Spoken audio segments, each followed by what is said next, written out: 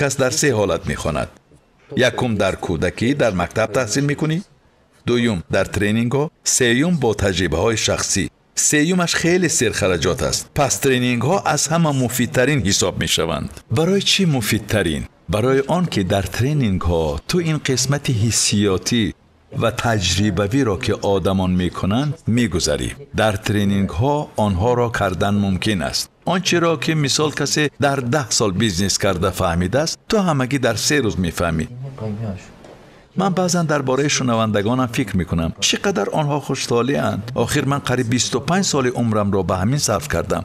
شب و روز باری من با یک شاگردم صحبت کردم. او به من گفت که نصیحت خوبی دهید. من گفتم خب. گفتم که بیا این خیر میکنیم. برای ترینینگم چند پول دادی؟ گفت $1000. گفتم من به تو $100,000 میدهم. 1000 نه، به تو $100,000 میدهم. تو بیش از 20 سال رفته تجربه اندوز. در 67 بیزنس صاحب تجربه شو و بیش از 1000 کتاب خوان. این چونین در زیاده از 3000 ترینینگ ها اشتراک کن. بیش از 10,000 فرموله ها را دایر به پول و بیزنس آموز. 200 بیزنس مدل را آموز. میفهمید؟ زیاده از 3000 ساعت کنسولتاسیا ده.